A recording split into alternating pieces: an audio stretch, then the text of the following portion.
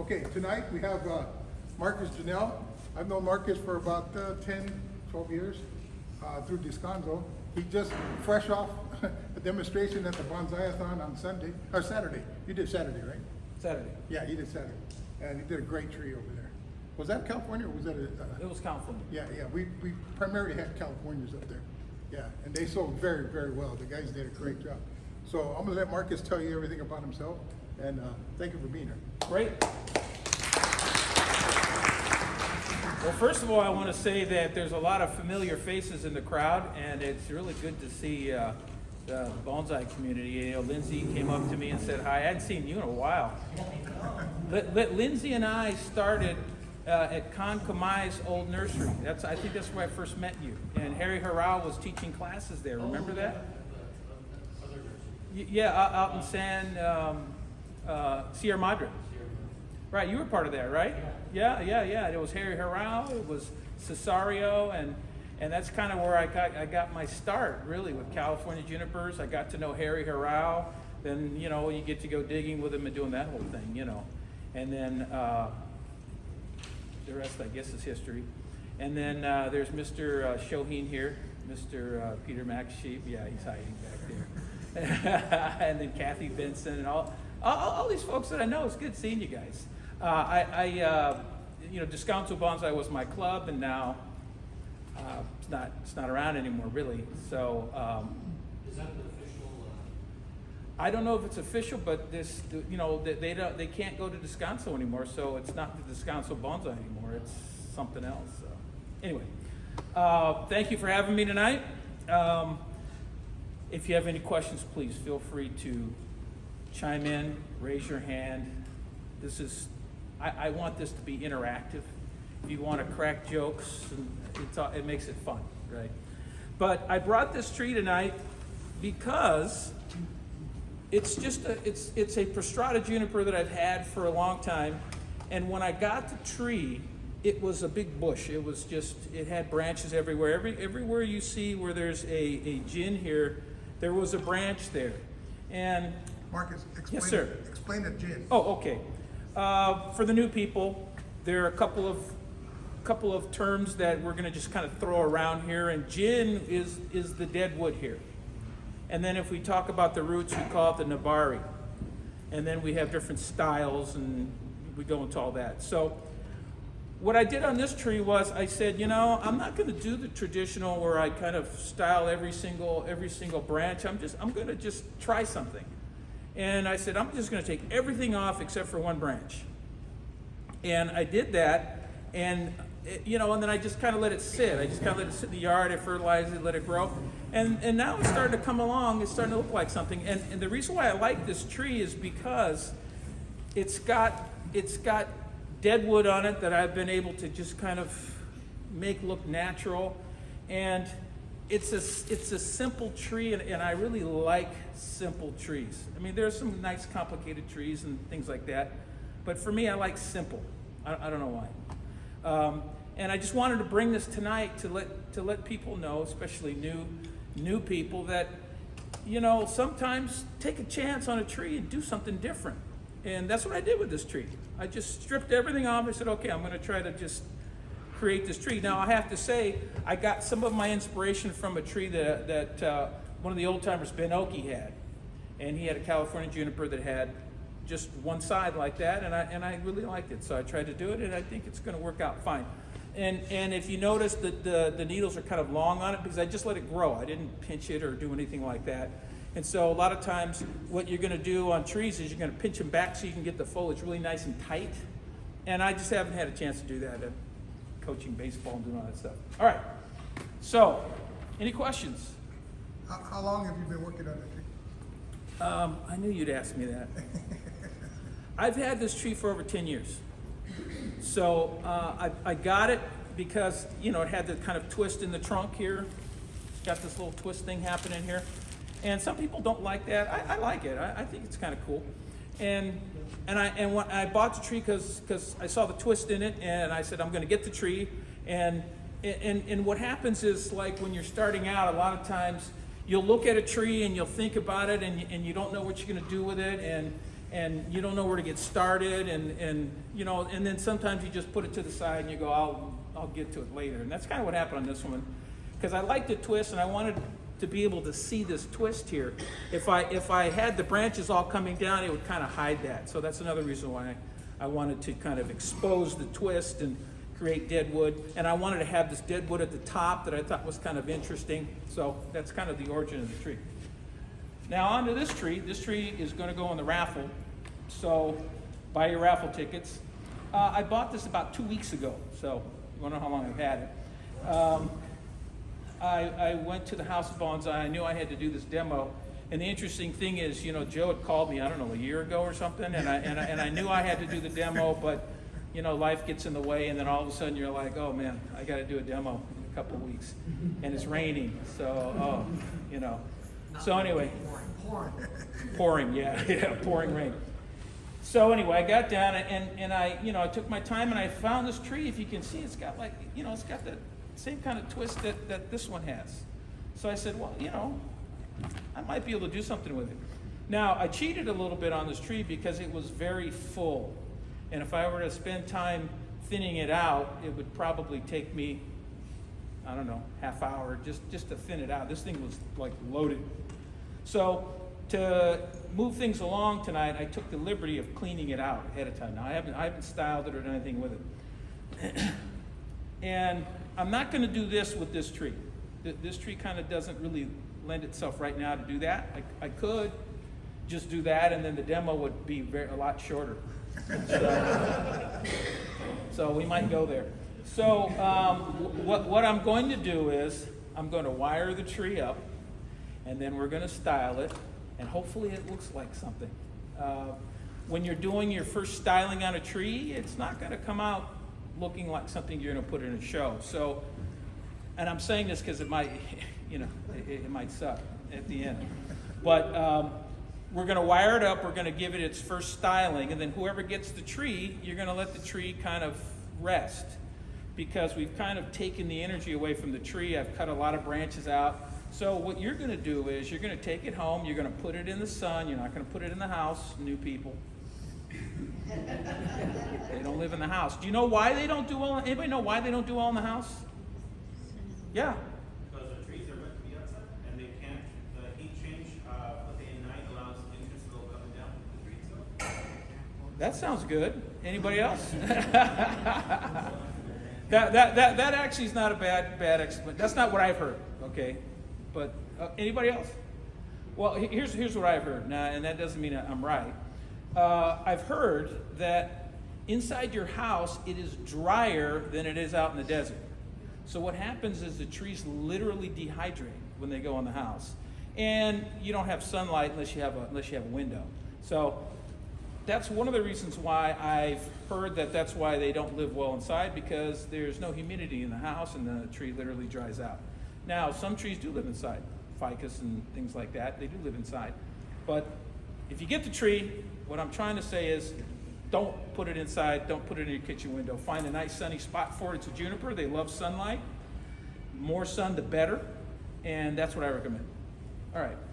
What type of juniper is it? I knew you were going to ask me that. I'm going to say it is a San Jose juniper because it's got some mature foliage on it. It's not a Procumbens nana for sure. But I don't think it's a Prostrata, so I think it might be a San Jose. Anybody else, when you come up, take a look at it. Tell me what you think. I'm thinking San Jose. All right, let me get to wiring here. So when you got the tree, what was on the bottom, or was it all full? there was nothing down here. So I didn't take away any branches down here. When I got the tree, it was pretty dense up here. It was very dense. You couldn't even see through it. And so one of the things that I did was I had to clean it out and take a look at it. And you know, it's going to require whoever gets it. You're going to have to you know, let it develop. Give it some time to develop. So any questions from the new people? Did your husband come back yet? No, not yet. Is he coming back? Coming back. Okay. All right. What's his name? Evan. Evan. Okay. Evan. Do you guys have any trees? No, but his family is the Kumai family.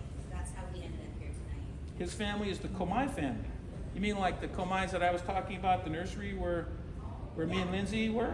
Yeah. That Komai? Yes. When you say family, what is he like? How's he related? I think he's the nephew, the great nephew. The great nephew of Khan Komai?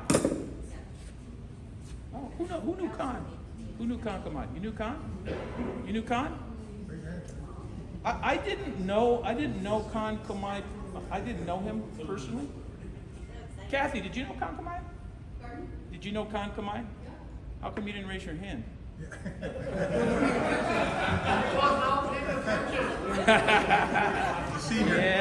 that's me. Oh, okay. You were trying to help me out. Okay, good. I have a question. Yes, question. Did you decide on the front of the tree before you started wiring, or do you just kind of go right in? No, I don't go right. I like to say that I just go right in, but I don't. When I cleaned out the tree, I kind of looked at it and kind of figured out where I think the front's going to be, but you never know. It might change. And the answer is I have an idea. And it's funny, I've had people ask me that, people ask me, how do you know what you're doing? Do you just start working on it? And I'd like to say yeah and make you think that I'm really, I'm really a savant or something like that. But what happens is, at least for me, I'm speaking from personal experience, when when you first start bonsai, you kind of get a set of rules that you follow. Things like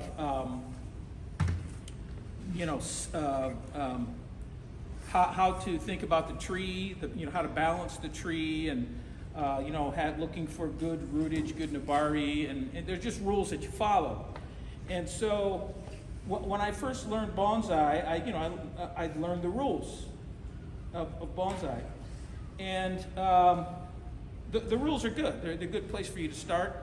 You're looking for the front of the tree. You don't want to have a pigeon breast. There's just all these different rules that you learn, and then eventually, at least for me, I try to break the rules in a way so that at least it still looks like a bonsai.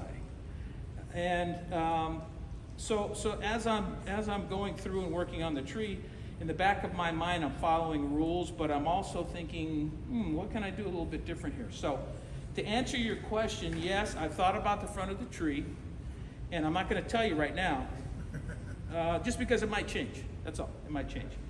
I'm following rules in the back of my head, but I like to try to be different. But it's funny though, when you get too different, it starts looking weird, and then you're like, all right, I'm going to go back to doing, following the rules. So I don't know if that helps or not. Okay, so I'm using some wire that's a little bit heavy because I don't have all the perfect gauges of wire here. And what I'm doing is, when I'm wiring, I want to make sure that when I wire, I want to make sure the branch is going to bend when I wire it up. So you're going to look at this and say, oh, you got some really heavy wire on here. I'm doing it because I want to make sure it bends, because I'm using aluminum wire tonight. I tend to like to use copper wire because it's a little bit thinner, but it's a little bit stronger.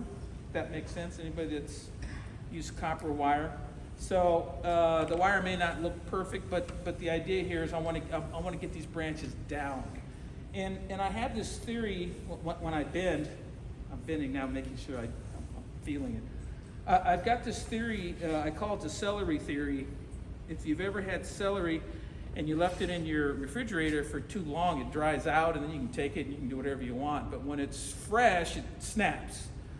So if I'm getting ready to bend a tree, I don't want the tree to be too hydrated. So I'll let it sit for a couple days and not water it, and kind of let it dry out a little bit, just a little bit, not too much. Because if it's very hydrated, I worry about it snapping. I don't know if that theory is true or holds, but when I do big bends, like sometimes I'll get a tree that's got a pretty big, thick branch, and I want to bend it. So I'll kind of let it dry out a little bit, and then I'll kind of work it. I don't try to bend it all at once. And what happens is once you loosen up the fibers on these trees, these branches, they'll bend for you. They'll move around. And so if you look at this tree, it's very wide now. So what I'm going to try to do is I'm going to try to bring it in, bring it tight. And to do that, I'm going to have to take some of these thicker branches and I'm going to have to get them down. And then I'm going to start getting some of these other, bringing these branches in. I'm going to trim some stuff up, and hopefully I don't break anything too bad. Does that make sense? Of course. All right. All right. For the new people, when I'm wiring a tree, I want to use one piece of wire and try to wire 2 branches. That just kind of, it's the most efficient way to wire, so that we want to use the least amount of wire when we wire. So, and I'm using this real heavy wire. I just don't put anything in the middle, but that's okay. All right. Let's see here. There he is. Oh, you're related to Kankomai? Yes. That's what I heard. Now, what do you like? His Nephew. yours nephew? Oh, okay. So his sister or his brother was His wife was my father's sister. his wife? Oh, okay. All right. Kay, yeah. Oh, Kay Komai. Yeah. I knew Kay. I didn't know her well. Who knew Kay? Kathy. Yeah. Kathy. Sorry. Yeah. Kay Komai. Yeah, she was like the like the matriarch of I remember when she was around, she was like the matriarch. So, well, good. And you do a lot of bonsai? You don't? This is my first experience with it. Really? Yes, sir. You're it, Marcus. Don't blow it. Yeah, no kidding. I better like be really good then. Yeah, no pressure. Branch on TV. And my Yeah. cousin recommended, my wife Christine had expressed some interest in it, and my cousin Karen suggested we come check this out. Oh wow. Okay. All right. And then when you leave, hopefully you go with a little bit of knowledge. But you're like part of like the bonsai royalty, I guess. Kankomai is like one of the original dudes, right? I mean, Yes. yeah, he was the guy. And like I was saying, I don't know if you caught the story, but me and Lindsay, I met Lindsay over at his place. So and I guess was he part of the original? Was he some of the original guys like that John Naka crew? Was he one of? Yeah. Kankomai? Yeah, well, let's see. His father-in-law, Pratikata, was kind of like an equal. Yeah. But not as, he was more quiet, He wasn't as self-promoting. Yeah. So they were kind of like equals, and kind of went toward learning from Frank. Oh, I see. Frank And got was my grandfather. oh, okay. And your dad was one of the original guys too, wasn't he? No, your dad He wasn't. learned from so. Oh, really? Okay. Yeah, I think it's fascinating because when I got to go digging with Harry Harao, I used to spend a lot of time with him when we used to talk about. We talked about everything. I mean, when you're out in the desert and you're digging, and I basically was his mule. I was digging for him. Well, because it was kind of interesting. I was out there with Harry digging one day, and I saw Harry kind of standing on the side. Well, for those of you who don't know Harry Harao, he was. They called him Mr. California Juniper, and he was one of the you know, he's one of the first guys to go out and go to the desert and dig California junipers, and he had an inn with the Hansons out there, and so he would take people out digging. But then, see, if you wanted to get the good junipers, you had to go with them during the week. You didn't go with the big groups, and so I got to go with him one time, and I remember.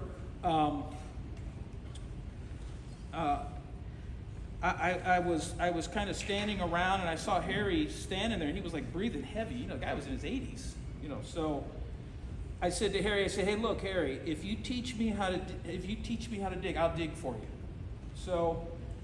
So from that point on, every time I went, I was hanging with Harry, and I was digging, and he was showing me all the tricks on how to find a California juniper, and he had a lot of very interesting tricks.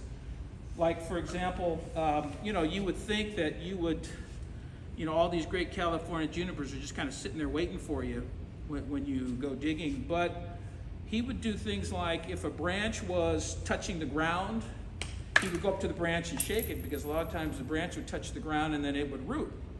And so, you know, he would say, "Hey, you know, dig that one," you know, and I'm like, "Really?" And I dig it, and I go, "Oh, okay, yeah, that I see."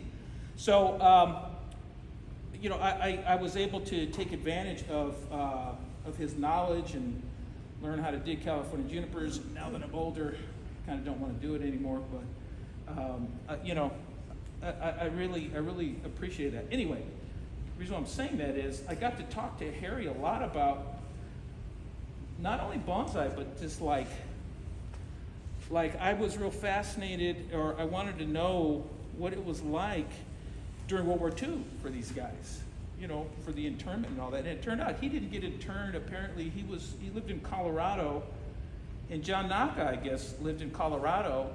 And in Colorado, they didn't, you know, do the internment thing. And so it was very interesting to kind of get his perspective, because he didn't have to go through that. And then they had the what was it? They had, I guess they're, you know, I was trying to learn as much about the history of bonsai here in Southern California. And so I guess, you know, John Naka really wanted to promote bonsai. And then there were some people, I guess, that didn't really want to promote bonsai. But, you know, with John Naka, the rest is history. He kind of was, he was kind of the guy. Now, see, I never knew John Naka, but I studied from his students, like Ted Matson and a lot of people that actually studied. Kathy, you studied with Naka, right? Yeah. And Lindsay, did you study with Naka? A little bit? Yeah, I see, I didn't know. I met him at one of the bonsai, you know, in J-Town. They have the, you know, they had the show for his club, I guess. And yeah, I got to meet him one time, and you know, I never really got to know the guy. But I told him, I said, "Hey, I learned from a lot of your students, and a lot of what we know today is, you know, came from his book." So so whenever somebody is like a relative or something like that, it's interesting, because, you know, you come from some good stock, good bonsai stock. So That show, there used to be the Nobukai show, and they named it the John Naka Memorial. oh, they did. Okay, They all right. changed it because a lot of the old members have passed away. Oh, yeah. You know, and it kind of, there's not too many of them around, so Ted changed the name. Oh, wow. Okay, that's cool. Another thing I used to do, I used to collect those California, the California Bonsai Society books they used to publish. Remember those back in the day? I used to collect those, and I used to really read them a lot, because it was almost like a history lesson of bonsai here in Southern California. When you look at some of the trees that they had, and some of the trees that were still around, and you know, it was fascinating, because I think the 1970s was kind of the heyday of bonsai. 70s and 80s, would you say? Somewhere in there? You know, before the internet, before, you know, things that could distract you. Because I know, like, people say to me, "Wow, you know, your kids must really be good at bonsai." No, not really. My kid's great at Call of Duty, but not bonsai. And I said, hey, do you want to come help me with the demo tonight? And no, I don't think so. You know, whenever he gets time to play Call of Duty or, you know, whatever they play, he'd rather do that. So we're kind of like, you know, I don't know. I'm hoping the future of bonsai is going to be robust and, you know, and good. But if my kid has anything to do with it, you know, they're into the instant gratification. You know, he wants to, you know, he wants gratification now. And bonsai is one of those things where you got to be patient, you know, and you've got to be willing to take your time and enjoy. And that's the thing I like about bonsai is, you know, you can take your time and you know, give it time to develop. And How old are your kids now? my son is 14 and my daughter is 17 and a half, and she's waiting to hear from the colleges, and I can't wait for her to go. And I said that, okay? Oh, yeah, everybody's like, oh, yeah, really, you don't have a 17-year-old daughter. Good Lord. Everybody tells me she'll grow out of it. I cannot wait, but she's got to get out and see the real world. Anybody got 17-year-old daughters here? You do, huh? Yeah. Lucky you. So, Actually, she's easier than the sons. oh, well, there you go. You're lucky. You're lucky. Mine's the other way around. My son is like really easy, and my daughter's high maintenance. But her mom was high maintenance, so I kind of know where it came from. Yeah, I said that. I said it. It's on camera. Yeah. Soon be on the internet. I mean, she's not going to deny it. I mean, what? But that's, you know, that's okay. You still love them. That's the thing. You love them. So Marcus, why are you using pliers to bend your branches? Some people might not know. Oh, I'm using, well, this is really heavy wire, and I'm really trying to bend this down. And what happens is the pliers kind of allow me to get bends. Like, for example, this branch here, I want to get it down. So I can apply pressure. I can apply pressure with the pliers, and it gets a more precise bend. Oh, I just heard something snap. It's okay. You didn't need that branch. No, it just cracked. Didn't break. Yeah. So what it does is it helps me get a more precise bend, especially on this heavier stuff. You know, I'm using heavy aluminum wire here because, see, I want to get this baby down. I want it to bend down, and so I might end up putting a guy wire on it, but the whole idea here is I want to get this thing down. And I'm trying to be careful not to go too fast, but I only have so much time. What do we? How much time do I have till 11? About 11 o'clock tonight? Yeah. We go till 9, so you got about another. Go till 9? Yeah. It's all right. 40 minutes down. Okay. All right. Faster. Yes, so we use the wire to get precise bends, and I'm really trying to work this thing down, trying to get these. And what I'm doing first is I'm working the big branches first, the bigger branches first, and then I'll start getting into the little thinner stuff. I got to just see what the tree's going to give me. Ready? And you notice I don't want this thing breaking on me. And somebody was asking about the front. That's a very good question. Let me just tell you where I think it might be. So when we're picking the front, especially with something like this, with this kind of this twisty trunk on it, one of the things I'm looking for is, let me put it this way. I don't want there to be like this pigeon breast kind of poking out at you. I kind of don't want that. I want the tree to kind of like, if you think of it like a person, I want the tree to be inviting. So it's like the branches are like the arms and the feet kind of radiate out. So I'm looking for the rootage that's gonna kind of radiate out. Like think about like when you're standing, your shoes, they're kind of radiating out. You know, we're not pigeon-toed, or some are, but we try not to be. And then you want to be inviting. Your arms are kind of going to be like this, and that's kind of what I'm thinking about this tree. So I'm looking at the front. The roots are kind of flaring out here in the front. When you come out, you can see, and then it kind of slopes into this turn here. And then I'm going to try to style this tree so that the branches are going to be kind of inviting you in. Does that make sense? Hopefully so. But you know, this tree is very leggy. It's very long. So I'm going to have to really work at getting wire on here and getting these branches down. And I'm going to have to start doing that now because I'm going to run out of time. So Marcus, how did you get into the hobby of bonsai? How to get into it?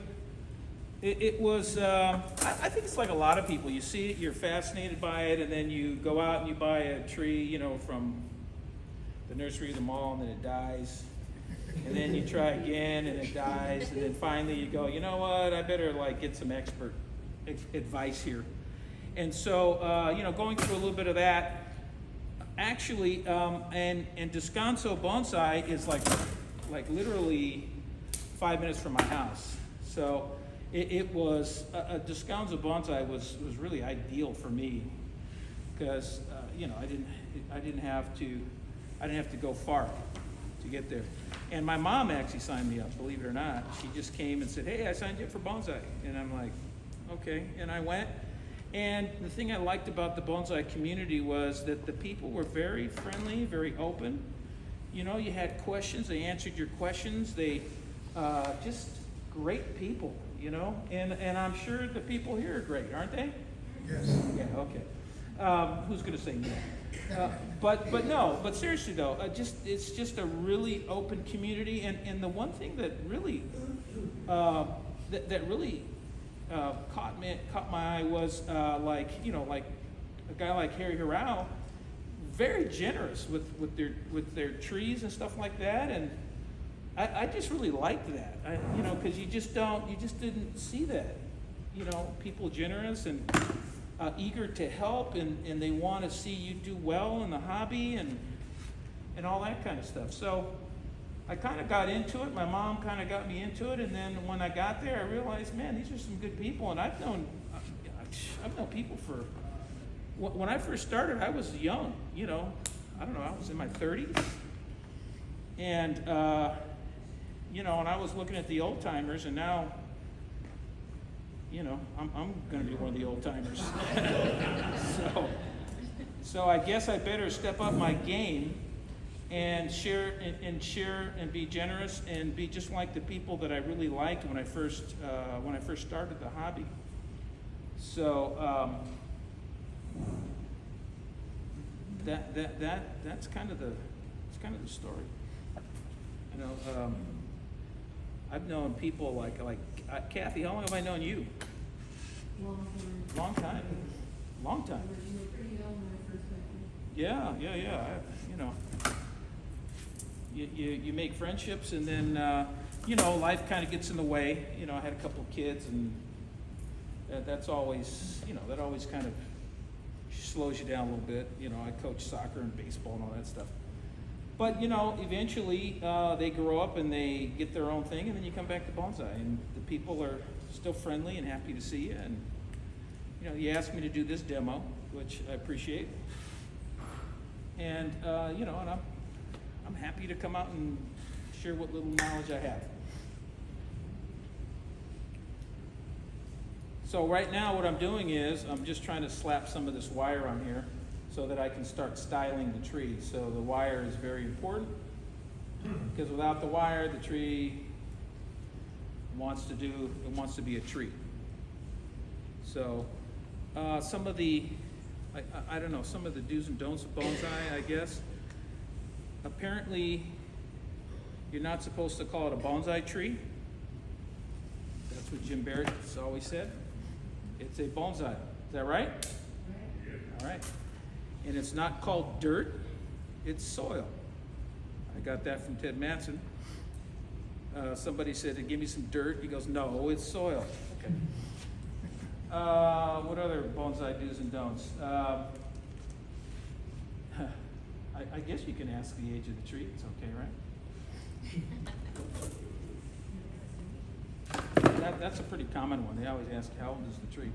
Which is a good question. Sometimes you don't know. You know, you've had a tree for a long time, but you don't know how old it was when you got it. It's like getting a dog from the dog pound. You know, they tell you they're all a year old, but you know. So, all right. Yeah, a lot of things, people call them plants. They call them, well, they are plants, but Yeah, but they're trees.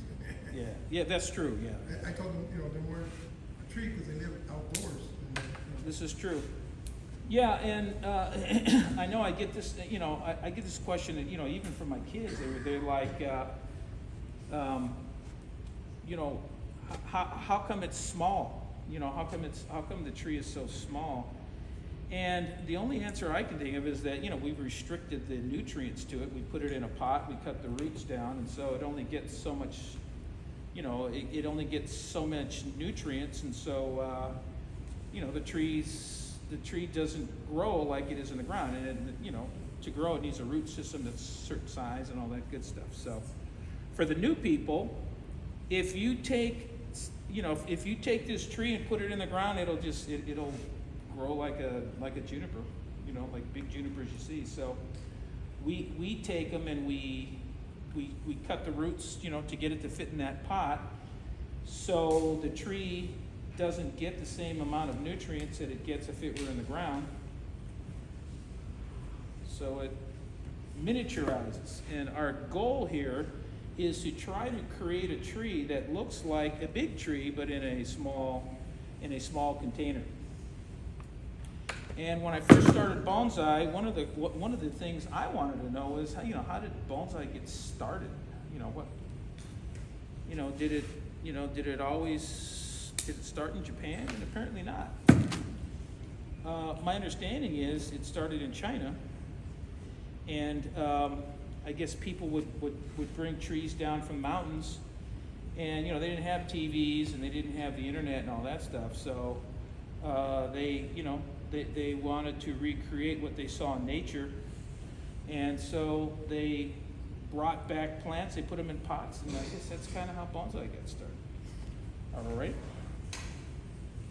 That's a fun fact. Here we go. Alrighty.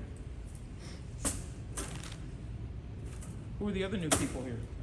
Who else is new? New? Really? Do you have any bonsai, any trees? Yes, I have two. You have two? What kind of trees? They're an olive and a black pine. Oh, olive, black pine. Ooh. Yeah, black pines.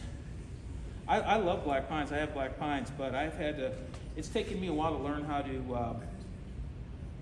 grow black pines, because boy, I'll tell you what, they get spider mites and they get fungus.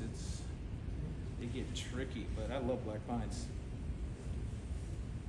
All right. So when I'm wiring, just so for people that are new, what I'm trying to do is I'm trying to wire so that I can get the maximum amount of strength out of this wire here.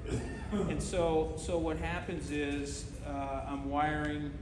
I'm trying to put the wire on at like a 45-degree angle. That's kind of like the optimal. That's like the optimal way to wire it. And then if I get a nice clean branch when I'm wiring, there's a technique that I like to use where you're using a lot of fingers when you're wiring, so you can get wire on quickly and efficiently. And so as I'm wiring here, I'm using both hands. I'm not just putting the wire on. What I'm doing is I'm using one hand to kind of like tighten the wire up, and I'm using the other hand to do the winding. And then I'm plucking as I go. If you notice, I'm just using some cheap scissors to cut this wire because it cuts pretty easily. These are, I don't know, what is it, about $10 maybe, $8, something like that.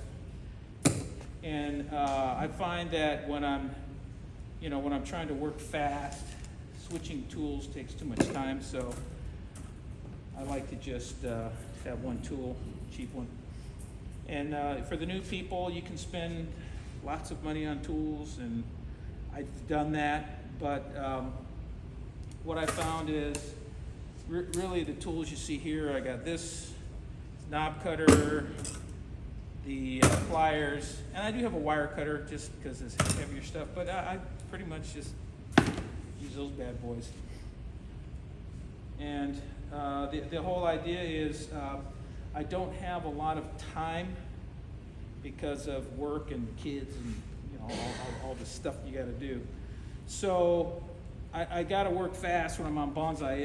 And when my kids were little, I always got a lot of flack from my wife. Like if I was doing too much bonsai, I'd always get the question, how much longer is it going to be? And how much longer is it going to be? It's bonsai. I could be out here all day. So I had to learn how to work fast. If I've got to wire up a tree or do something like that, I got to do it fast and efficiently because I got to get in and help with the kids or whatever had to be done. How many bonsais do you have? Oh yeah. Oh, you know what? I can answer that. I can actually answer that because I just got through with a remodel at my house, and what I did was I said I'm going to have I think 30 spots in my yard. 30? I think it's 30, somewhere around there. And I'm going to get rid of everything else. And I was able to narrow it down to 30, and they're not all finished. But when I redid my yard, I wanted to make it look like a non-traditional bonsai yard in terms of I wanted it to be simple, and I wanted to put it so I can see all my trees all at once. And so. And who's the dude that likes to go to the yards? You?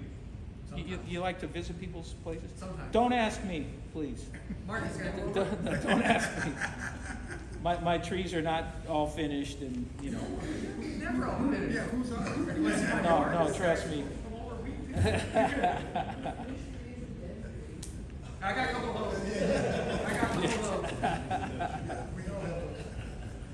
Yeah. So, but what I did was I just simplified my yard, and it's easy to water them, and what I have is I just have a pathway right down the middle, and my trees are just kind of like right on the side there, and then I got them against the wall, and that's it. And it's very easy, and I can go out and the funny thing is when you get rid of material, you don't miss it. It's like once it's gone, and you don't miss it. So. But I think when you're new, you kind of have to go through that phase of, you go through the phase where you say, I'm not going to spend that kind of money on the tree. I'm just going to grow it from scratch, and then 30 years later, and at the end of the day, if you're doing bonsai, you're paying the money for the trees because you're buying the person's time. That's really what you're paying for. You're paying for time. So, my thing is spend the money to get a few trees that, I don't know, I wouldn't spend like, some people spend some big money on trees. My luck, I'd spend 10 grand on a tree, and then my kid wouldn't water it when I went on vacation, stuff like that. But, you're going to spend a few bucks for a tree because you want something that's, you don't have to wait 35 years for it to grow. Now, I shouldn't say 35 years. That tree was probably 10 years old, 10 years when I got it, somewhere roughly 10 years, And if I would have grown it from a sprout, you know, I'd still be waiting for it. So I guess what I'm saying is don't be afraid to spend the money, but, you know, there's a limit. So, and here's the other thing I'm learning too. I know as I get older, I start thinking in terms of, all right, what am I going to do with my trees? You know, I mean, you know, at some point, you know, I want to find them a good home. And, you know, so I guess what I'm getting at is, you know, I'm not going to have the trees forever. And I'm hoping that there's some young people that come up that, you know, are interested in taking trees and, you know, passing them along. Because I know, you know, this is a hobby that takes time, and this is a hobby that these trees need to get passed down. They need to be, you know, cared for by people that really care about the trees and really want to, you know, want to continue the tradition. So I'm not saying I'm giving my trees away now, but you know, but eventually, I'd like to pass them along to someone that genuinely cares and, you know, is passionate about bonsai and really wants to, you know, keep it going. So that's why I'm really happy to see this club here. It looks like you guys are thriving, you're planning trips and all that, and that's so awesome. I think it's great. Have you guys gone up to the is it the White Mountains where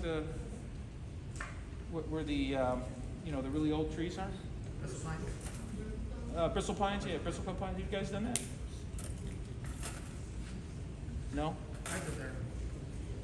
Yeah, I've not done that. I mean, you know, that's kind of like one of my bucket list things is to get up there and see what that's all about. I don't think we're gonna go this year because the snow did pretty bad. Yeah. This year's kind of unusual. What's it called again?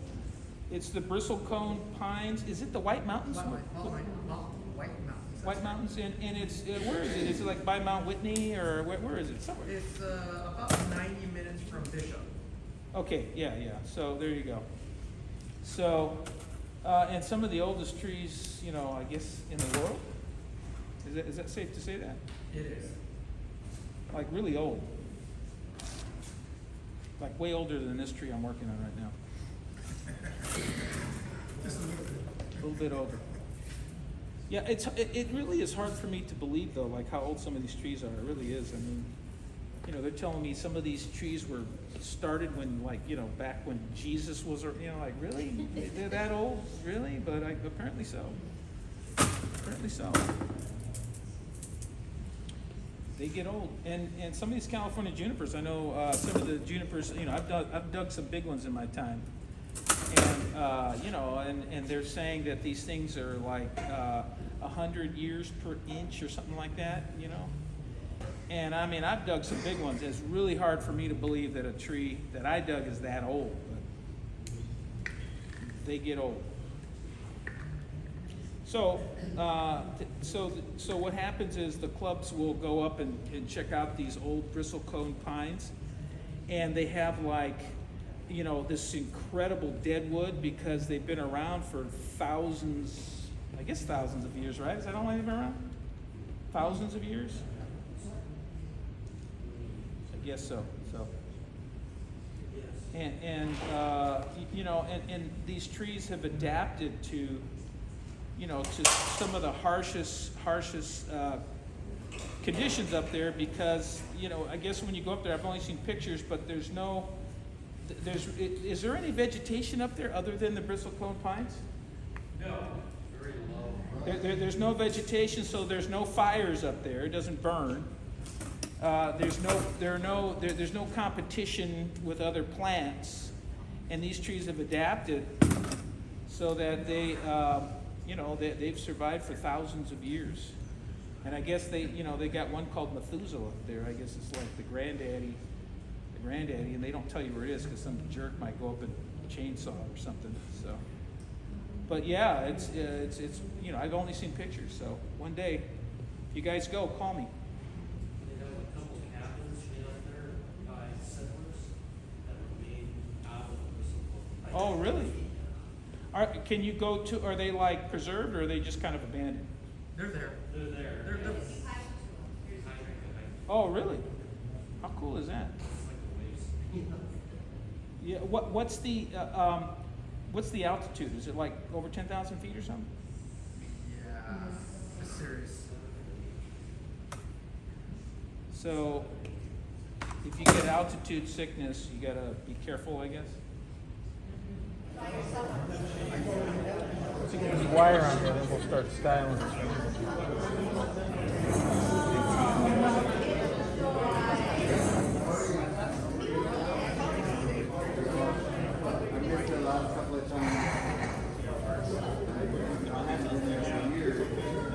Is this special wire that you use? No, just aluminum wire. A lot of times I use copper wire, but yeah. Oh, excuse me. Sorry. I don't want to hit you in the face. Then I'll get a lawsuit. And where is the front? You know, the front is somewhere around. Let's see here. Somewhere around here. Somewhere in there. Somewhere in there.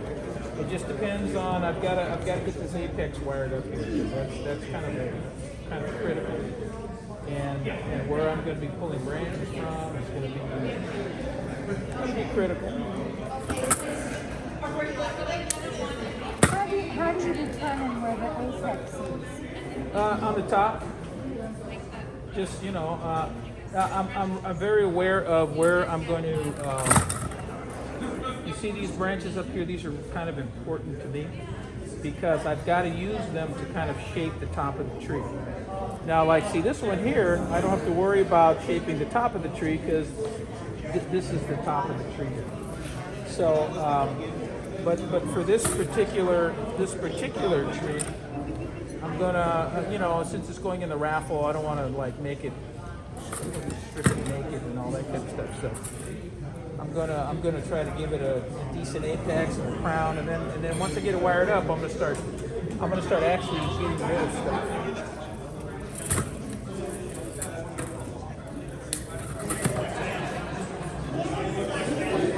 So, yes. Yes, I do.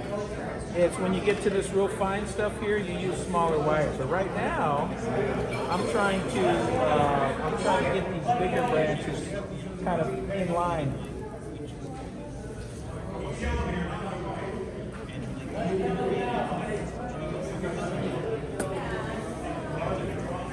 Where do you buy the wire? House of Bonsai, you can get it anywhere.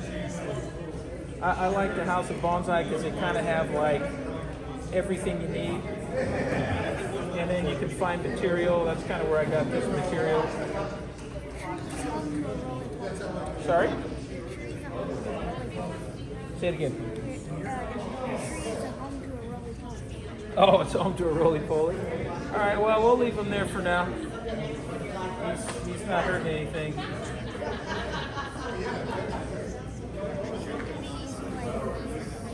No, if you want them, you're welcome to take them. You're welcome to take them.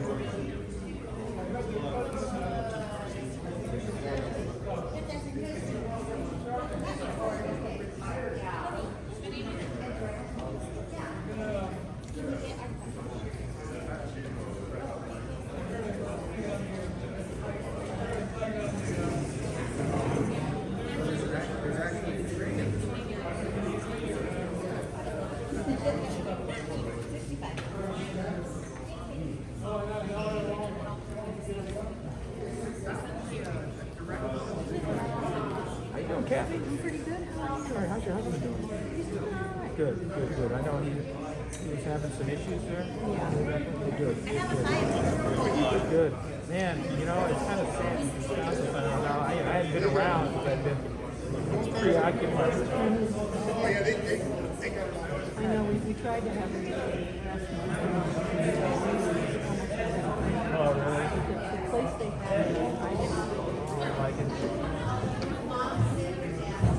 Yeah. really hoping that, Well, this is a good club. yeah. This is a good club. Why start another one when you know, this is a good one. You know, no, it's not bad. You know, if I get time, I mean, I'd love to join this place.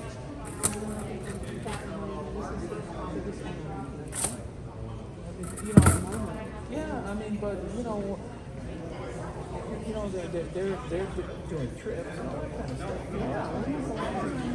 Yeah, I know. That's what I'm saying. I'm like, you're doing a trip? Wow, how cool is that? Yeah. So no, you know what? Why fight it? You know? Yeah. Why fight it? You know? I mean, you know, there's only so much online bonsai you can do. You know, and after a while it becomes the Michael Jonas and the Cesario show. You know, and, you know, I like the guys. You know, I like them, but you know, at some point you got to have a club. Yeah, I mean, it's, you know, it's like you say, it's a social thing. It's for a lot of it is the people. Well, It's all about the people. Isn't it? You know, and seeing people that you haven't seen for a while, at least for me, or you know, and you know, seeing people's trees. And, yeah, so you know what? You know, I may just sign up here all day. I'm not that far from here. You know, wind up.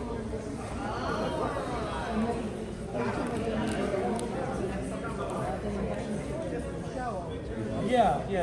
Well, you know, you're well known in the community. You know, why wouldn't they? You know, why wouldn't they invite you? But I spent the whole last year remodeling my backyard. Thank God I did before the rain. Oh my God, thank God. But I spent the whole last year, and I'm telling you, my trees suffered because you know the workers just throw them in a corner. You know. So that kind of helped me narrow down my 30. It really did. Bring in the landscapers. Oh my God, they're brutal. I mean, you know, they don't know. You know, they don't know.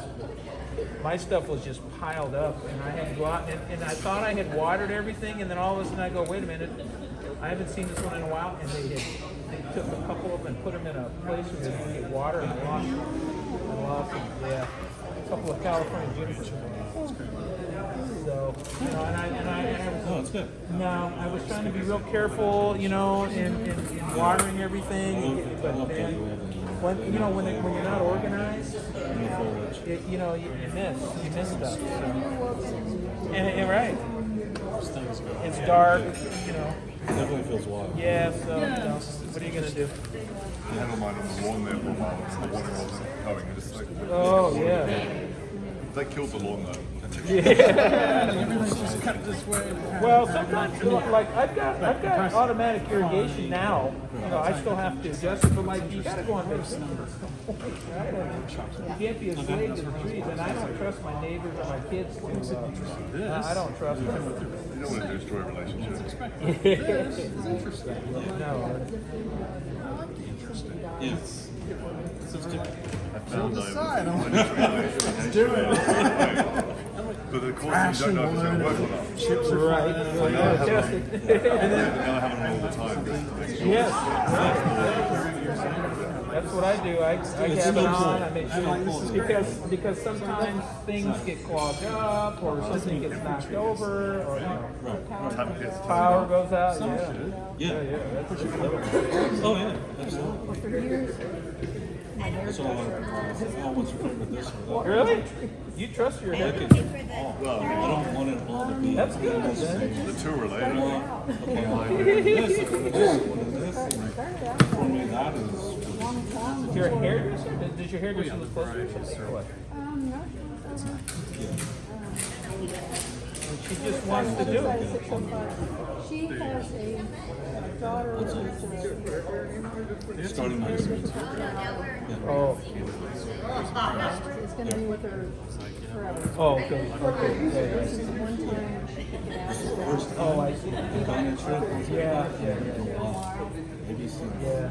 Oh wow, really? Because every other time, like, I always get out there. Right. On the thing that. Yeah, in other words, you have to be. Yeah. You got to be away. This- Yeah. Does your wife work? Yeah. She did. Yeah, she's doing showcases. Yeah. She swore she wasn't. She's doing the guest house. She swore she wasn't going to do it. I said, yeah, okay. I said, yeah, you'll be doing it. And of course, you know, she's doing it. And I got to tell you, she's pretty good. Just take. You know, she designed the backyard. I took a little. I didn't take much credit. And At first, I was like, yeah, one day at a time. No, one feeding at a time. But yeah, she's been doing it for over 20 years, and so now she's gotten really good. She's built up so many clients. Doesn't mean it's pretty, it just means that it's Can't afford not to do it. Oh, it was a little bit more. Every year, That was and the pandemic was great. The pandemic was like the best thing that ever happened. Socks need to be. Yeah, I mean, people because people were remodeling. So she's a good. She was so busy during the pandemic, it wasn't even funny. A little. But then I was just like, Yeah. just do as I told. No, well, that was the thing, yeah. The deal. Well, I got lucky on my backyard. The guy that was doing the pool said, listen, you better buy everything now because you're not going to be able to get it. And I said, really? All right. So I bought everything up. Right. Because there's And it like was when you're all that stuff. All they put was living in my living room for months, but he was absolutely right. I mean, he called me. He said, man, the supply chain is. I don't know how he knew, but he knew that people were not going to be able to get stuff. He was so right. So, you know. definitely learn how to. All right. All right. Good seeing you. Day or night. May see you here next time. Yes. Yeah, absolutely. To this day, I'm still able to take that. Whenever it is, I'm out. But you know what? Oh, yeah. Just need a little recharge. Oh, good. Good for her. Oh my God, really? Oh my God, that's awesome. That's what they No, it's a good way. It's good. Oh wow. Yeah. Well, good, man. That's awesome. Good for you. So it's at the. Let's get back to our seats and we'll get the market needs up to drink. So not too. Okay. You want some cookies or something to eat or something? No, I'm good. Thank you. Okay. Thank you. Appreciate it. So yeah, get your last looks up here and then let's get back to our seats and we'll have Marcus continue. Like he has been. Oh, you had to do more. Hey, how are you? Hey, you really did a job working on this thing. Oh man, you know what? I have limited amount of time here, so I Boy, you have patience. have to work fast and talk and keep you guys entertained, or you guys start talking amongst yourselves.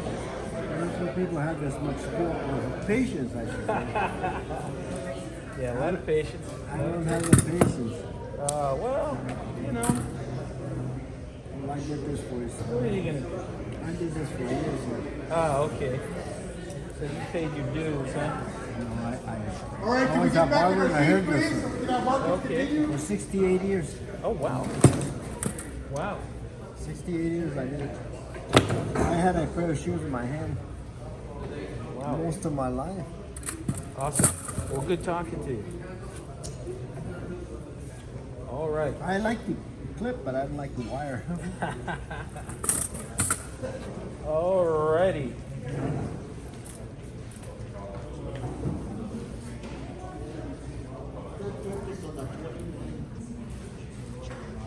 Oh, all right. We're filming from the other side now. All right, cool.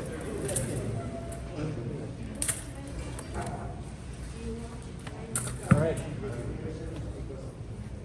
Okay, we're back.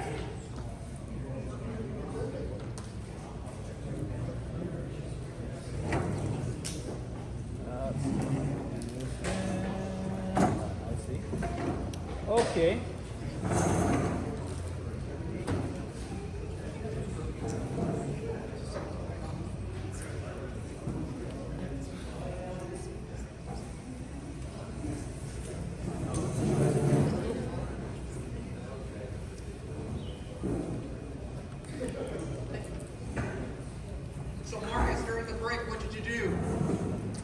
didn't do anything, man. I kind of took it easy. I just relaxed. No, I'm trying to wire this thing up as fast as I can so I can start styling it and showing you guys, just kind of the way I think when I style a tree. Getting the wire on is half the battle here, and once we get the wire on. But I'm going to start styling it and then show you just, explain to you what my thought process is, and then answer any questions you have, and hopefully get out of here before 11 o'clock. So if you haven't walked up, he pretty much wired almost every single branch on this tree, except for some of the tertiary small branches. Yeah. So somebody came up and asked me if I ever use small wire, and the answer is yes. When you have time, you use the small wire for the thinner branches. You're not going to put a big fat wire on a little tiny branch.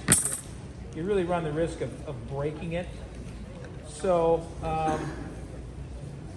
the answer is yes, I use small wire. I don't know if I'm going to have time tonight, but we'll see. All right.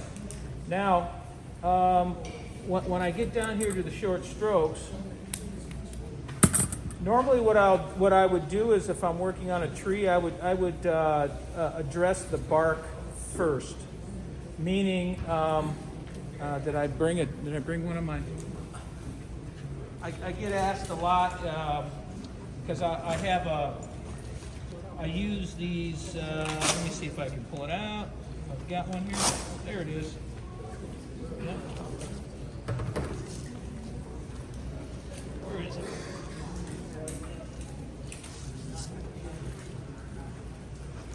Sorry, folks.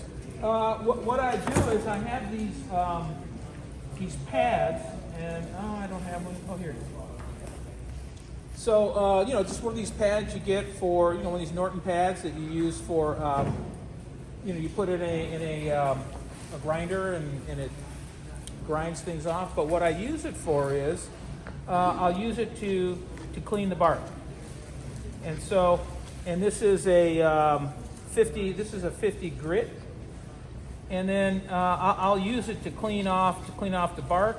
So like before a show, if I want to clean the bark up, I'll take these wheels, and then I'll just kind of take off the top level of bark so I can get down to kind of the redness, and then I'll spray it with water to kind of help clean it up. But to make this tree interesting, if I had time, what I would do is I would cut a channel in the trunk to try to create some interest in the trunk. I like the fact that it has bends in it, but I also want to create more deadwood, more interest in the trunk. So that's a subject for another demonstration. And I remember there was a bonsai artist named Marco Inverness, for those of you who remember Marco. And Marco said something that I thought was very interesting, because he used to sell bonsai, and his big thing was the deadwood sells the tree. So paying attention to the deadwood on the tree it's a big part of the tree. So for those of you that are new to bonsai, one thing I want you to think about is what makes the tree look old. And it's the bark and it's the deadwood that makes it look old. And we were talking about the old pines up in the White Mountains, the California junipers. I'm drawing a blank here. Hang on. The really old trees up there in the White Mountains. Bristlecone pines. That's it. Thank you.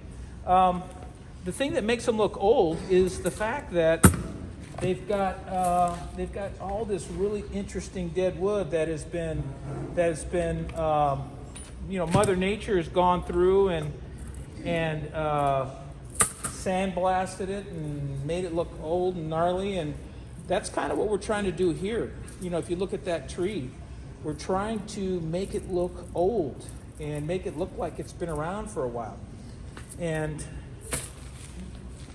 when we're working on a tree, if you have a lot of time with a tree, it's always good to consider the bark.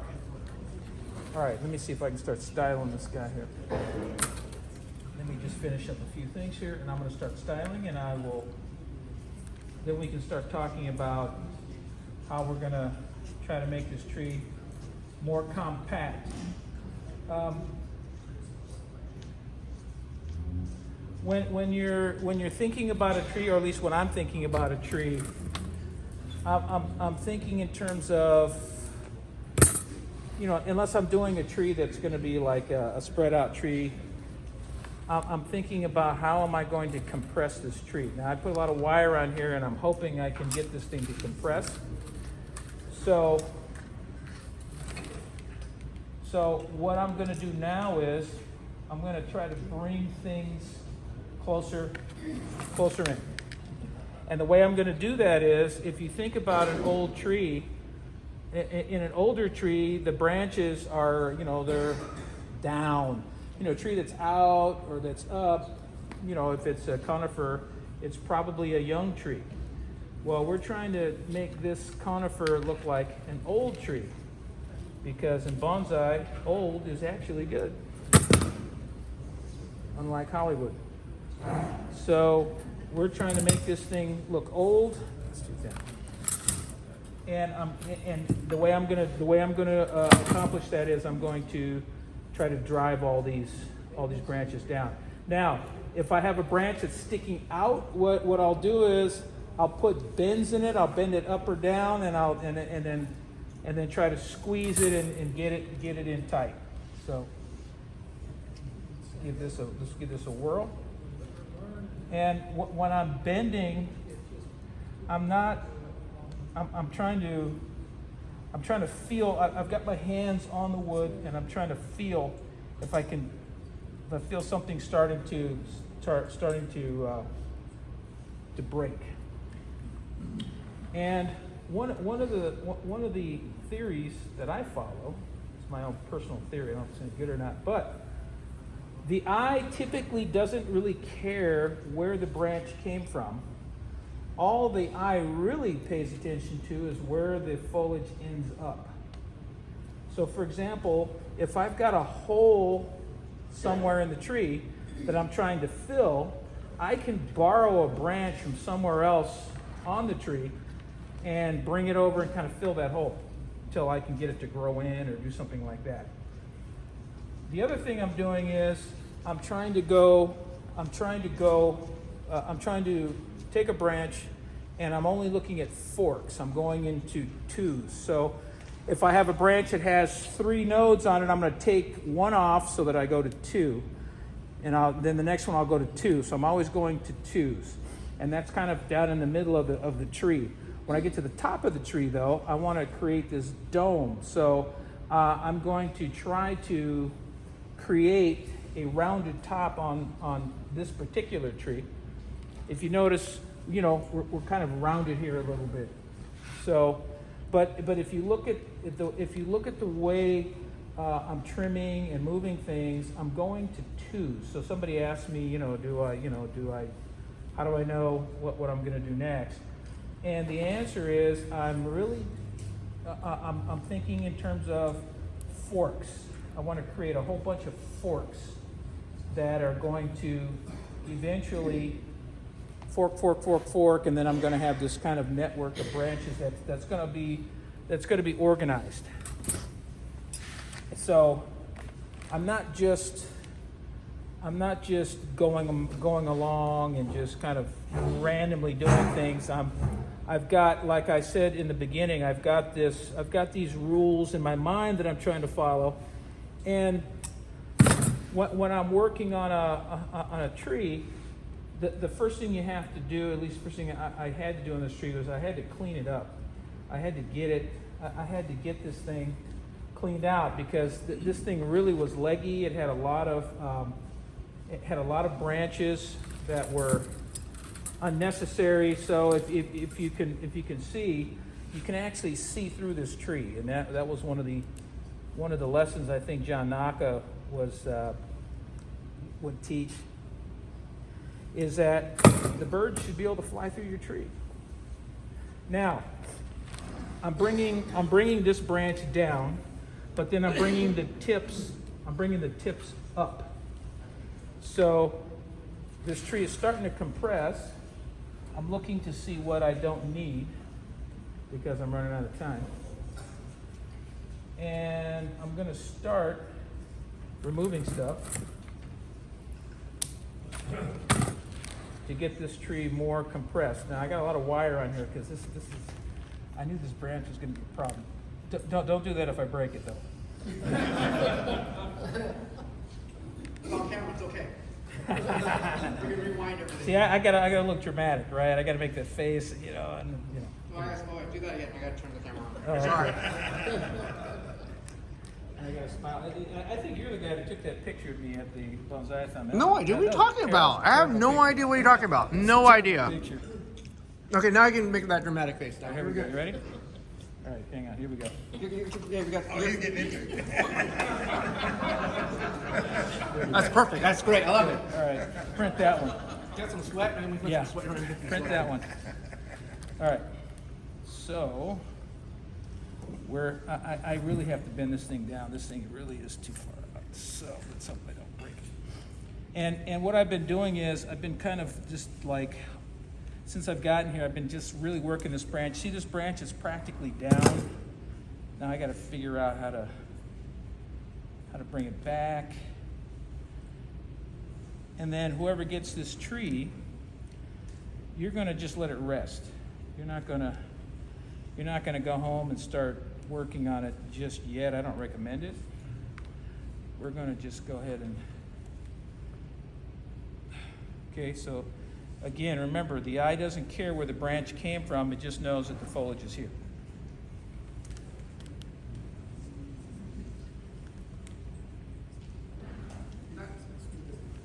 And then somebody was asking me about the top of the tree, the apex. How do I know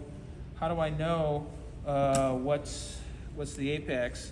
And really, to me, that's one of the most important pieces of the tree that you have to really consider when you're looking at a tree, is how am I going to shape the top of the tree? And I spent time looking at the branches that I really need at the top. Because see, if I break a branch in the middle, I can kind of cheat a little bit and cover it up.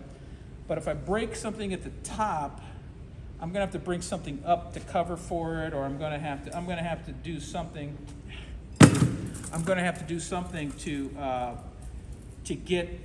cover that if I'm trying to create a nice round apex here. Now see, I forgot to put a wire on something and it's not moving. Maybe I'll guy wire it. So Explain guy wire. yes. So what happens is sometimes you can put wire on a tree to put it down, to move it down. The other times, what you can do is you can take a wire, attach it here, and attach it to where you need to move it, and then you can really bring it down, and that's a guy wire. And I did not put a wire on here, so let me do that real quick.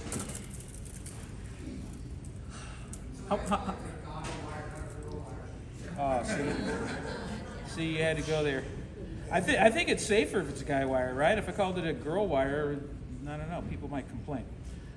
Okay, but I'm not going to go there because I'm being filmed.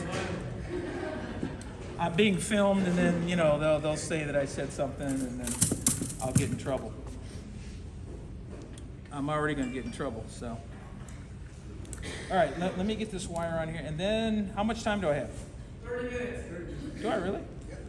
Oh man, I'm in good shape. 30 minutes, that's an eternity here. Okay, so one of the things I'm trying not to do for the new people is I'm trying not to cross wires, and what that means is when I wire, I want everything to kind of like go with the flow. I don't want to start wiring and throw another one on, cross it, because it looks like, you can do it. I do cross wires, sometimes you have to, but it doesn't look cool, because we're trying to look cool when we do bonsai, kind of.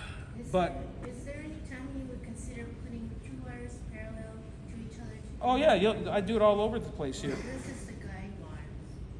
Sorry?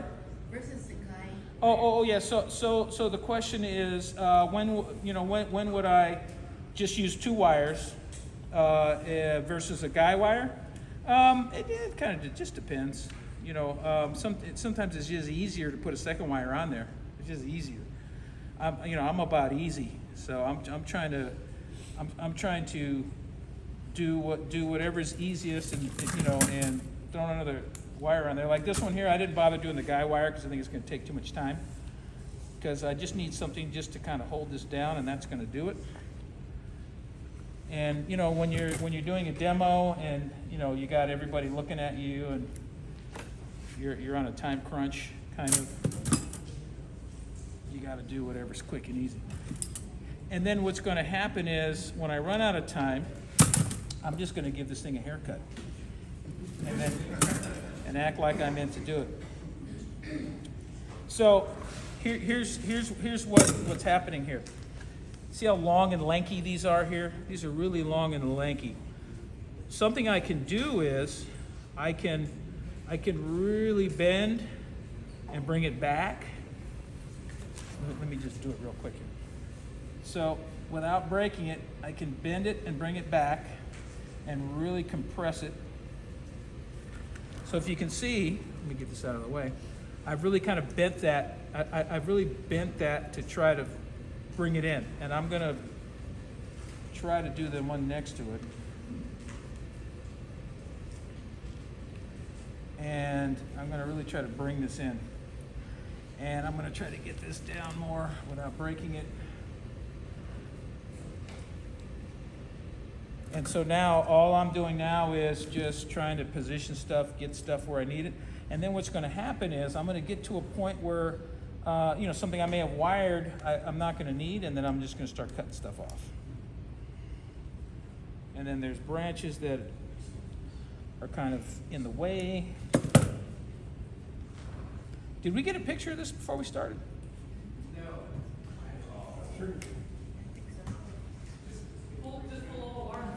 Oh, see, there's always a comedian in the room here. Always a comedian.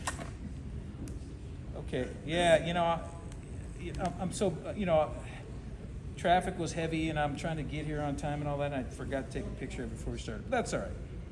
We can imagine. We can pretend. You want me to send it to you? Yeah, that'd be good. Okay. Well, it's just that, when it goes out on the internet, people kind of like to see the before picture.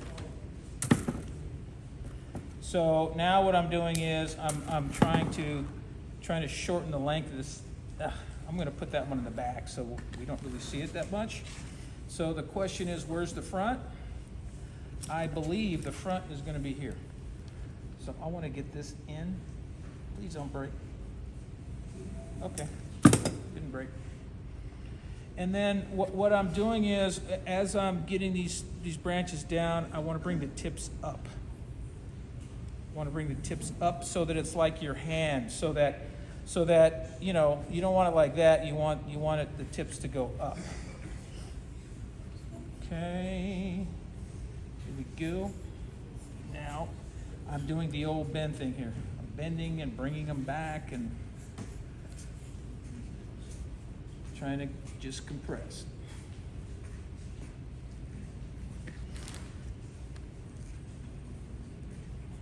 Okay.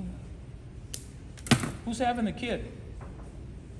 You're having the kid. Is it your first one? Mm-hmm. Oh, man. Good for you. No, I'll tell you, it was a good time when my kid was born.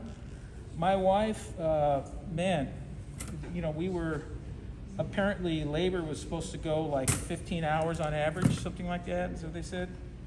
Man, she had that kid in an hour, and I mean, I wasn't ready for it, because I had to go out and water my trees. I'm not kidding. Because I'm like, this is 15 hours. I can't let these trees go without water. So I'm out there watering it. She's like, hey, we got to go. I got 15 hours. No. We got to go. And as soon as we got to the hospital, they said, she's 8 centimeters. For those you don't know, 10 centimeters is like the magic number, right? 10 centimeters, it's time. But they go, you're 8 centimeters, and we got to get you in there right now. And I'm like, really? And so the doctor didn't even make it. So I'm cutting the umbilical cord, and the doctor shows up, and I'm just asking, hey, do I have to pay for this? So let me just give you some advice, sir. What's your name? Gus. Let me give you some advice. Water your plants the night before, because you don't know. You don't know. But then it could take 30 hours, right? I mean, you just don't know. So the second one, I was prepared. So I knew the deal when the second one came along. But yeah, you just don't know. So true story. I didn't make it. Just got to get your priorities straight. All right. Let's see here. All right. So we're going to work on the apex. We're going to work on the top of the tree here. So now this is where I do need to know where the front of the tree is. So let's just say I'm calling this the front of the tree here. I'm calling this the front of the tree. This looks like, I don't know if you remember Don King, but for the older folks, you know who he was.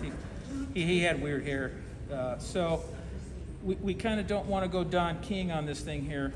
And what I want to do is I'm going to take the top, and I'm going to rotate it so that I can get a crown on here. See, it's already starting to turn into a crown. And then anything here at the top, I'm going to lay it so that it kind of flattens out. So let me just take a look here. And then I'm going to try to use part of it here. I'm going to need more wire, you can see. Questions? Somebody want to have a question? No? So, I don't know, for me, when I first started bonsai, the apex of the tree it was always tricky for me. Just because I had to kind of like understand what it is I'm trying to do with the top of the tree to get it to look good. And so whenever I'm looking at a tree, and I'm always looking at the top of the tree to see, all right, what am I going to use for my apex? And how am I going to finish the top of the tree? I don't know why. Maybe it's just me, but I kind of feel like the top of the tree is really important. I need to put more wire. So I'm going to put some more wire on this thing here. And with the apex, I'm going to bring branches from just anywhere I can get them. So in this particular case, I gotta move a couple branches around. How much time do I have? How am I doing on time? I want to make sure I'm not going over. How much? 20? Jeez. Okay, not a problem. Hey, how you doing, Jim? Hey, real well. Good to see you. Yeah, man, good to see you.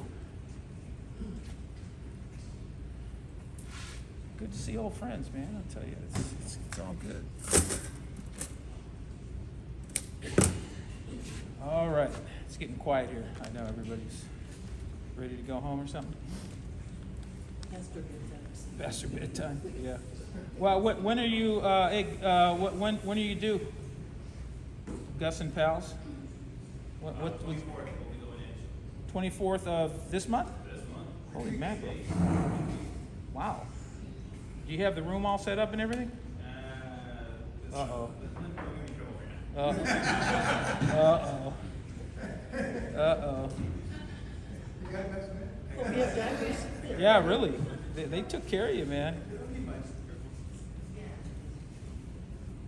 Yeah, well, once the kid gets to get your sleep, bro, I'm telling you, man, that was rough, man.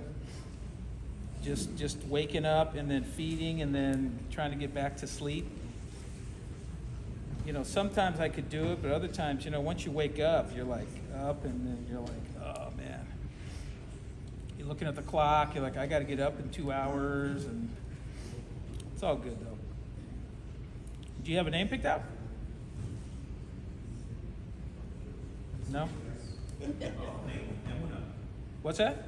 That's gonna be the kid's name. It's a girl name. Say it again. Emura. Yes. Oh, interesting. Where's that name? What made you pick that name? It's Hebrew for faith in God. For what? Hebrew for faith in God. Oh, really? Yes. Hebrew. Oh, that's cool. Yeah, I'd never heard that name before.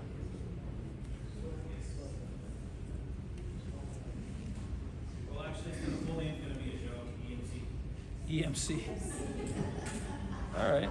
Well, good, man. Good for you. Good for you. I'll tell you what, though, I'm not having any more kids. I'll tell you that. I'm done. I am done. And the grandkids will start. Well, the grandkids, I hear grandkids are cool. Yes.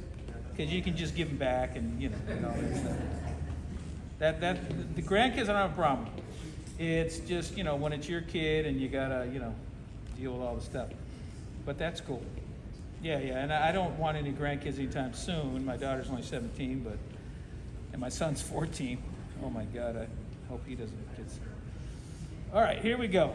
Now that I got that wire on there, there we go. Now I have more control over the top here. So one of the things I do when I'm wiring the top of the tree is what I'll do is I'll bring a branch up and then I'll bring it down to create this to create the apex. So, or what I'll do is I'll bring a branch over, and then when it gets to the top, I'll kind of put a bend in it to create the top of the tree. See if I can do justice here to this tree here. But I like this tree because it's a good size. You can carry it. That tree you can carry it. I know, like Harry Hirao, he like big trees, man. But you got to have a crew to move some of those trees around. Some of them are so big, like 4-man tree type thing. And when I was younger, I was all about big trees. But now that I'm getting older, and I've thrown my back out a couple times, you're just like, man, Peter Mackesheep, he's got it figured out, man. Have you ever thrown your back out, Peter, picking up one of those shohi? That's a bonsai joke. That's a bonsai joke for the new. Shohin are like the smaller trees, just so you know. No, but yeah, you know what? I'm becoming a fan of Shohin. Okay, come on, cooperate. Okay.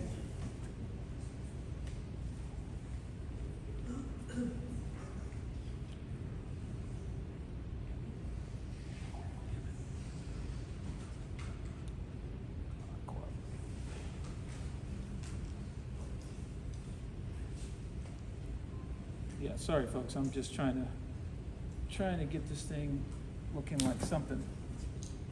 It's starting to get there, so I'm gonna have to trim it up to get the top to cooperate. I'm gonna bring it down a little bit. It's too tall. There we go. So it's kind of a it's a process here. You kind of move it, you look at it, and then you decide, oh, it's too tall.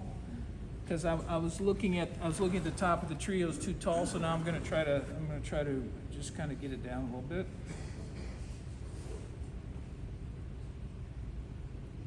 Close in over the top here.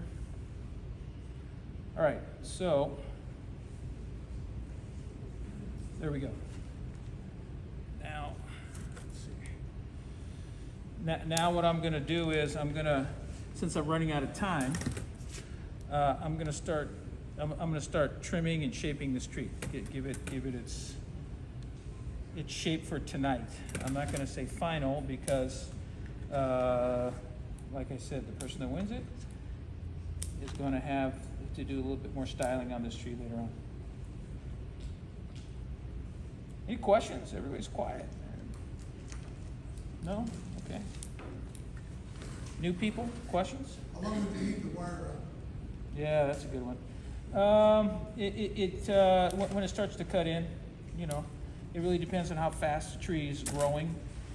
You know, what happens is the tree kind of grows around the wire. So, you know, you gotta kind of watch it. And when you see it starting to cut in, it's time to take that wire off. And boy, I'll tell you what, you get some trees, you get a lot of wire on there. It's kind of a pain to get it off, but you know what? If you don't want wire marks on your tree, it's good to take it off. So now we're doing the old trim here. Let me step back, take a look.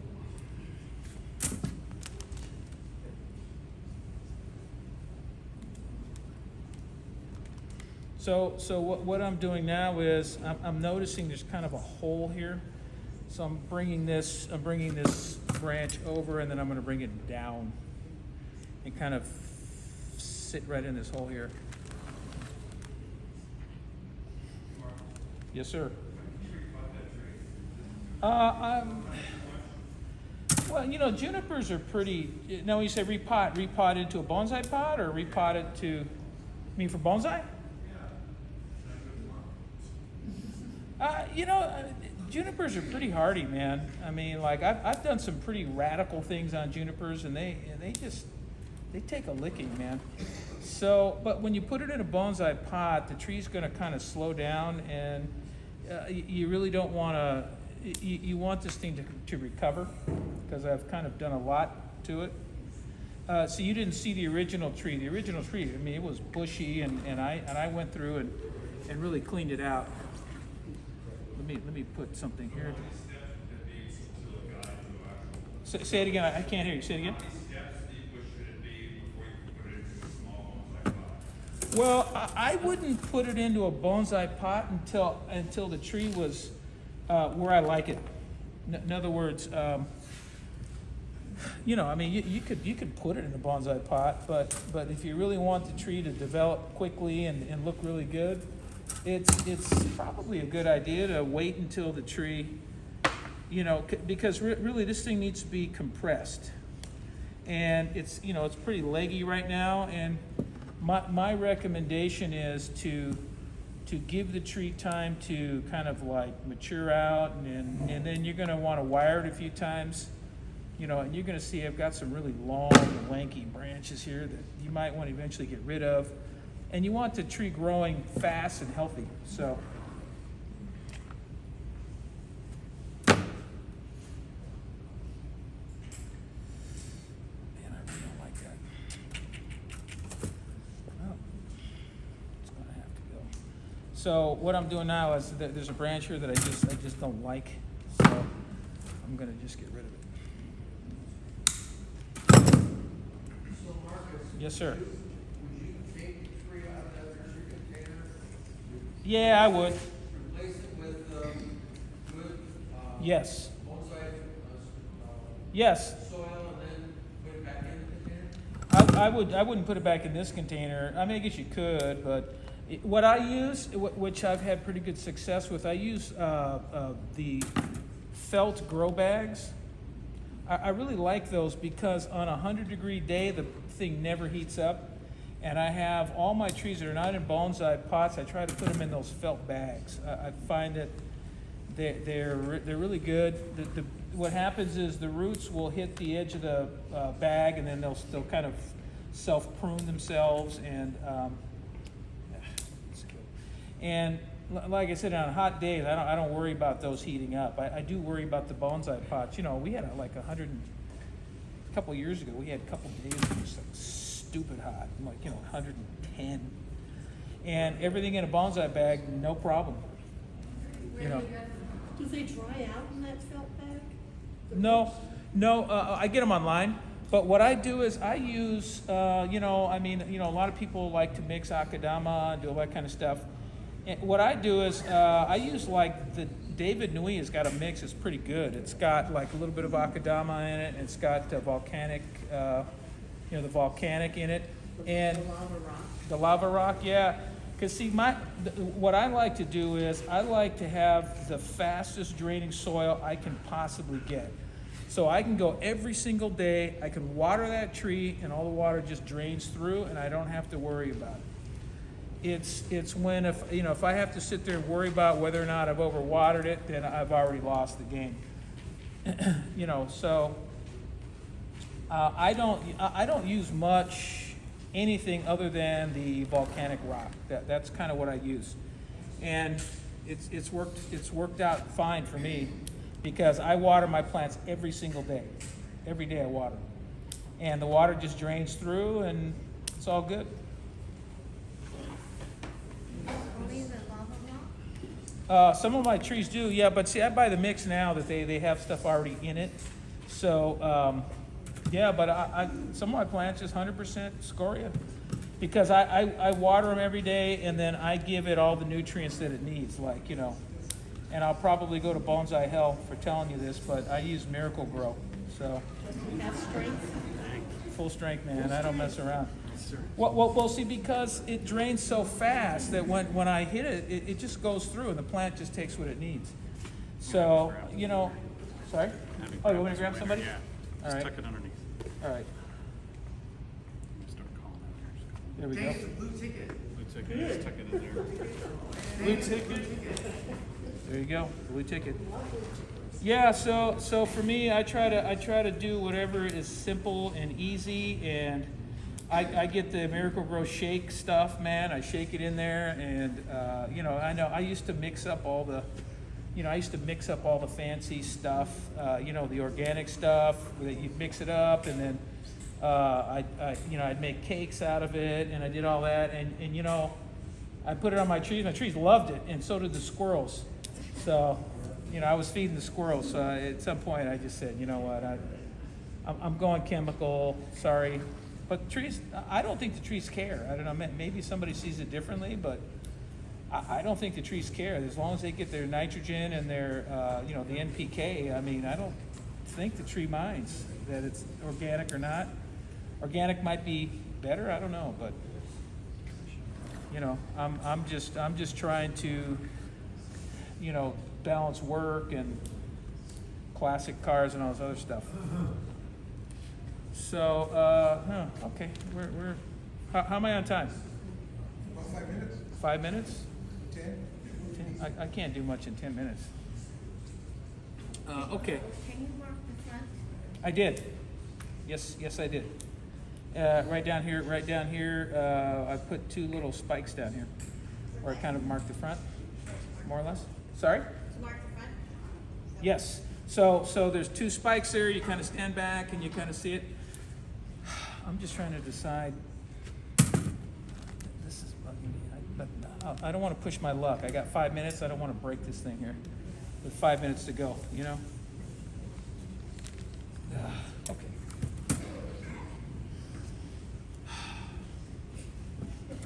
And, like anything, you can sit there and I can pick this thing apart and do all kinds of stuff to it. When you're trimming these things, just so you know, if you're a new person and you happen to win this thing here, I like to clean the bottoms of the branches. I haven't had a lot of time to do that right now. I've been just trimming it for length. But really, we don't want anything growing on the bottom, so you'll clean the bottoms. You'll try to bring this thing so you're going in 2s, and you're going to trim this thing back and get it so that it kind of thickens up. I wouldn't put it in a bonsai pot personally yet. This thing I got a week and a half ago whenever I was at the House of Bonsai, and this is the first styling of this tree. So. When I first got it, it was kind of wide, and I've been just really pushing this thing back and trying to compress it. And now I'm gonna go until you tell me to stop. So, and I'll just keep working this thing. There we go. Would you put something like a gin in there this early, or would you? Yeah, oh yeah. To be honest with you, I would have done that before I even started doing this, but see, you guys hired me to do a demo, and you want a tree that can go in the raffle. But I would have worked all the wood and done all that, and made it look really awesome before I even start. Because now that it's wired up, and now you got to try to work inside there with everything kind of in your way. Now, a couple things about this tree. I have kind of a hole here in the back, and let me see here. See if I can do something about it. There's kind of a hole. It's in the back. You're really not going to see it, but really this branch could go in there. I'm not going to have time to wire it, but when you get it. He's gonna keep working, we're gonna pull names for the raffle. Yes. Hey, Marcus? Yes. Have you noticed wire being on the tree creating any heat damage during the summer? Oh, that's a good question. I've not noticed heat damage, but that's a good question. Why, have you seen that? Some dieback, well, some things, Yeah. deciduous stuff. But isn't it a little bit hotter out where you are? Yeah, maybe than here. A little hotter? Yeah. A deciduous thing. Oh, deciduous. Yeah. The deciduous. The only deciduous that I have that really works for me are the twisted pomegranates. I've had maples and all that, man. When it gets hot, they just get scorched. They take a beating when it gets hot.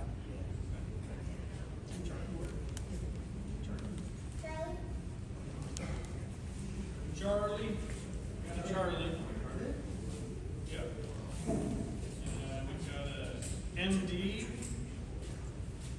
Wow, pretty good. John. Recognizes quickly. Not here with fun like this. Lisa?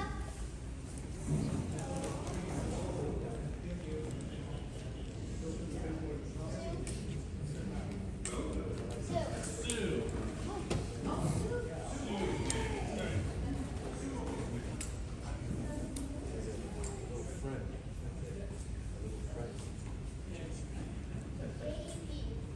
Jim.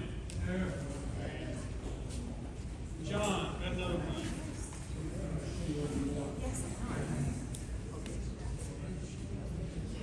Christine. Anything?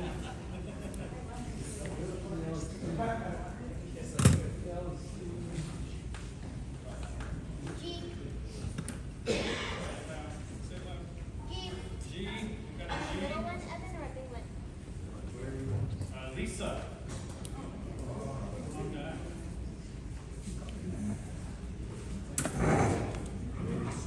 We got second G.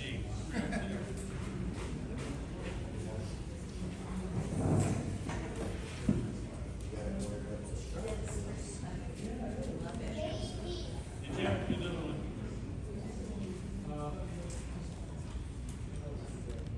BN. Brian. Brian. DN. V money. V money. Victor, where'd you go? V money, right?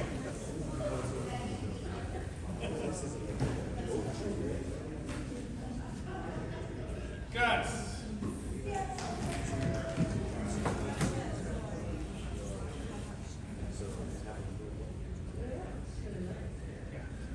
Zach.